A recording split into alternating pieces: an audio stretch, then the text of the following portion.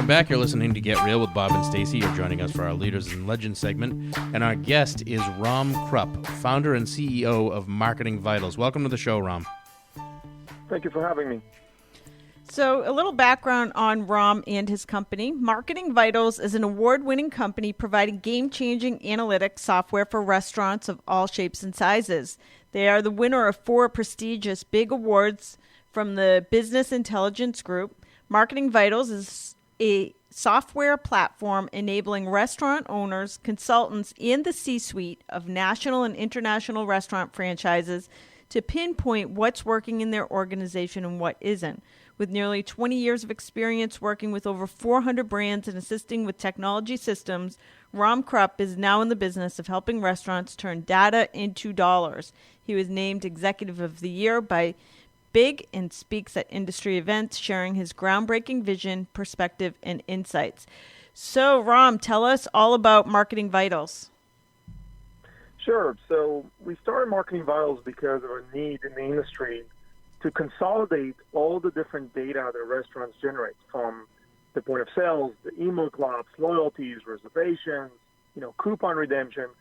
And there was a challenge in the vertical of not just getting into one place, but really understanding causation and correlation. And there's a lot of moving parts that are happening beyond the data the restaurant itself captures. You've got industry data, you've got weather, you've got different trends that are currently affecting the vertical, from health, push towards the gluten-free world, and factors like that. So it's very hard for restaurants to get clarity of what's really influencing their customer, what's changing their business, and how effective are their employees in capturing the opportunities that are in the business. So that's what we do in Marketing Vitals. It's really using machine learning technology to understand causation correlation and then apply that into predictive learning and predictive testing. And that way you're not experimenting as much on your guests. You're using data to really predict what will happen before you do it.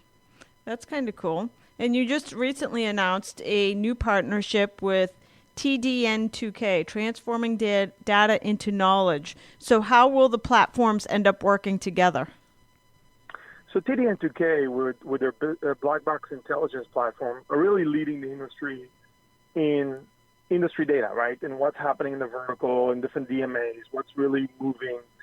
The challenge, obviously, with that is if you can't correlate it to your data set quickly, if you can't learn from that of what positive movements are really attributed to what you're doing or what negative movements are out of your control, it's very hard to then do predictive and experimental on that data. So the first thing we're doing is we're solving to our customers a way to see how their data really looks like in a bigger perspective when they analyze a marketing impact, when they analyze a menu change. It gives that additional perspective using the industry data. The second thing is, as we work on our partnership with TDN2K, how do we make the data that the industry gets even smarter? For example, you might see in the industry today that beverage sales, soft drink sales are in the decline, but it's very hard to understand why.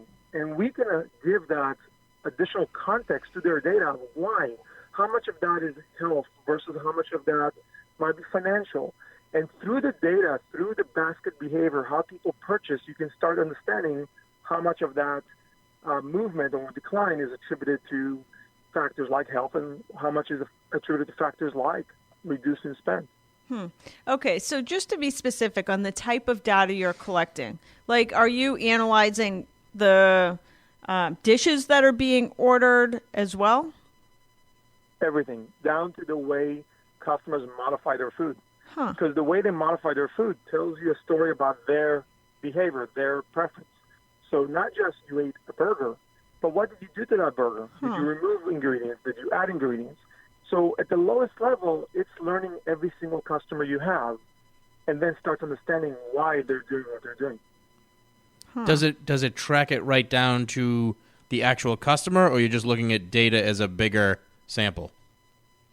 It can go down to the customer if the specific restaurant group has data to capture who the guest is. So it might be anonymous guest, meaning we know this credit card token has been here 20 times, but we don't know who it belongs to, and we can't just go get that data easily. So we're just tracking, okay, this credit card has been here X number of times, and the patterns show that this customer most likely works nearby. They have a certain price elasticity in their spend. They're maybe vegetarians. But then if they have email clubs or loyalty clubs or things that customers opt in their information, then we can triangulate all those transactions together and really create a pattern about individual guests. So both on the macro level, what are your guests doing overall? And also on the micro level, what individual guests are doing. This is kind of cool. It's kind of predictive analytics. And I was reading, I forget which book, where they talk about Target doing this. Target sending out coupons to, it was like on the news and everything, because Target kind of collects all this data that we don't even know they're collecting. And they sent out coupons to a young girl's house for having a baby because they knew through predictive analytics that she was pregnant, and her father freaked out saying, why would you send this young girl information about like buying diapers and stuff? And it turned out she was pregnant. Like they not a good way to find out about your daughter being pregnant. Right. But it's interesting. It was all, I mean, yours is kind of a different spin on it. Nobody necessarily cares about being, I don't care if anybody knows what kind of food or how I'm modifying my order, but it's kind of really cool. It seems like every restaurant needs to have this in order to have a future.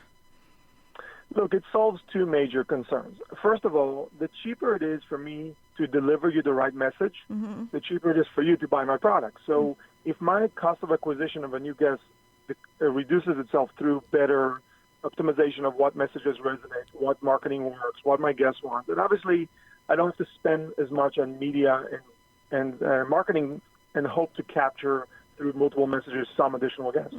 So the ability to pinpoint really helps the guests. So big data helps the guests by reducing the cost. The second part is, and this is very important, the only thing that makes a difference between a restaurant or any brand communicating to you, the only difference between spam, right, and relevancy or not spam is relevancy, right? It's how is that message appealing to me? So if I just send you a generic, come try our burger, and you're a vegetarian, I'm spam to you. Right. You really have to understand what I eat, why I come to your restaurant, what drives my decision. So relevancy is the differentiator between a restaurant communicating to being spam or not spam. Huh. And you talk about customer interception, that basically restaurants that are using Marketing Vitals, they have an opportunity to not lose a customer to a competitor because they better know exactly what the customer wants and needs. Well, the concept of interception, let me kind of step back. Today, most of the marketing brands do really falls into two major buckets. It's either awareness. I'm putting billboard, I'm taking TV, I'm taking newspaper ads, trying to make people aware that I exist and what I offer. The second type falls more into acquisition type, incentive type. You know, I'm going to give you coupons, I'm going to give you loyalty, I'm going to try to get you to come more often through incentives. So more of acquisition type. But really, interception is a new way to do it. Interception is about one-on-one marketing. It's about being relevant. It's about not changing your behavior, but knowing when you need my services the most, and then communicating to you with the right message at the right time to intercept your transactions before my competitors had a chance. So if I know you're going to be in a certain place at a certain time, and there are 20 different restaurants you can eat, but I can know that in advance, and I can communicate to you a relevant message. You'll make a decision before you arrive to that area to eat in my restaurant before my other competitors even have a chance. So all the billboards in the way and all the beautiful signage outside the restaurant doesn't work anymore because you already made the decision. Well, how are you getting in front of them? So big part of interception is obviously social listening. You need to be able to listen to what people are doing, and then pattern learning. So it's a combination of two things. For example, if you only come to my restaurant on Monday to Friday at lunches and I never see you otherwise, it's safe to say you work nearby. So like promoting to you a holiday special might not be a good idea because you're not going to be there. But I'm not going to be there Monday to Friday. And I'm using very basic examples. It can get extremely complex. So I can be relevant to you by knowing that you typically eat between 12:30 to 1:30. You typically eat certain products. So 30 minutes, 45 minutes before, I'm going to actually remind you or send you an incentive to come eat lunch at our restaurant. So that's a simple example. Mm-hmm. If you add social listening to it, hey, I'm going to be at a basketball game downtown today, or maybe you picked up a pattern that they're season ticket holders based on correlating the schedule of the local basketball team and when they're typically in that area. And now you have the ability to know when the next game is and communicate to them ahead of time that on their way to the game, or since we're near the stadium, stop over at our restaurant, even leave your car here and walk to the stadium, and you'll save the parking fee, but eat at our restaurant to do that. So I can even intercept the parking fee that might be more expensive than dining in my restaurant if I can create that proper message. Wow. That's impressive. Now, one of the pieces to your program is you have an employee motivation app as part of it called Incentivize Me. How does it work, and why is it so effective? Sure. So you've got a lot of planning and a lot of execution and marketing campaigns, and it all boils down at the end to once the guest walks in the front door, it's the front of the house employee. It's the cashier, the server, the bartender that are your face now. They are supposed to continue that messaging. The challenge you have is normalizing data to really understand how much of the behavior a guest is doing is influenced by the team members. And the industry has always struggled with not just normalizing it properly. They do things like divide the sale of an item by the hours worked. Mm-hmm. But that implies that every hour has equal opportunity. And we all know an hour is a variable in restaurants. You know, Monday 12 to 1 is not a Friday 12 to 1. So what we have done is we found a way to normalize behavior down to the employee, that we understand how much of the the sales is really their salesmanship versus how much is something the customer would have done anyway. But now starts another challenge. You have all this information. You finally know in clarity who is performing well.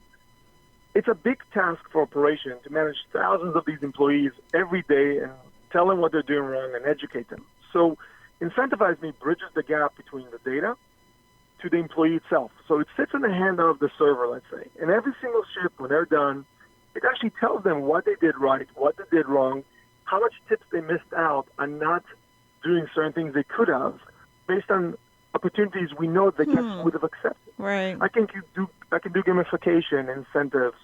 I can do charity drive incentives where I feel them more connected to the brand. So this constant engagement of the team member understanding where they're at, how to improve, how to personally impact their income, allows them to then deliver the message, deliver the marketing that the restaurant wants, and then the execution doesn't fail once a customer walks in the building. Wow. So how easy is the system to use for somebody that decides tomorrow that they're going to start with the program? You know, data is a complicated thing, but we really focused a lot on building what we call a consumer-grade experience to a business problem. So you don't have to be a business analyst to use Marketing Vitals. A lot of our customers can go live in a day or two with their whole network of restaurants, with their whole brand, because we've created connectors to the most common technologies used in the restaurant industry. So we support 14 of the largest point-of-sale providers. We support the most common reservations, loyalty, email club systems. So for most of our customers, it's a turnkey solution to get the data in the system. And then with very minimal training, they can start being very effective with data. So a lot of our customers, 24, 48 hours, they can start using the system and start making decisions on it with minimal training. And overall, what do you see as the biggest reason a restaurant would need to gather and analyze the data in the first place? So the most expensive things a restaurant can ever do is experiment on their guests. Well, every time you experiment on your guests and you do things that affect your guests, you run the risk of losing them. And it's very hard to quantify it as just a standard ROI of saving on misused marketing campaigns. But how do you expense that? How do you ROI that? And that is very critical. So the more predictable you can be, the more you can understand what makes your guests turn negative or positive before you actually experiment on them, the more successful you're going to be. Because if you start churning your guests, if you start experimenting too much on your guests and losing them, you're going to run out of customers. Every restaurant is limited to a certain, size of market or radius of service. Unless you're in an airport, which is constantly just transit crowd, you've got a certain base. we found that some of our restaurants, 300 regulars represent 60% of the revenue of a restaurant. You can't afford losing them.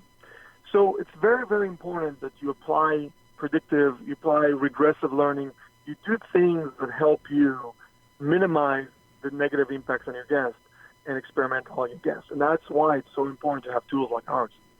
Wow, we have with us Rom Krupp. He is founder and CEO of Marketing Vitals. Ron, how can our listeners find out more about your company? So obviously, our website is like our company, marketingvitals.com. And you can also find us on all social media, vitals_com, Twitter and Facebook and LinkedIn. It's just Marketing Vitals. Marketingvitals.com. Thank you for joining us today. Thanks, Rom. Thank you. That's all for this edition of Get Real. Join us again next weekend for more.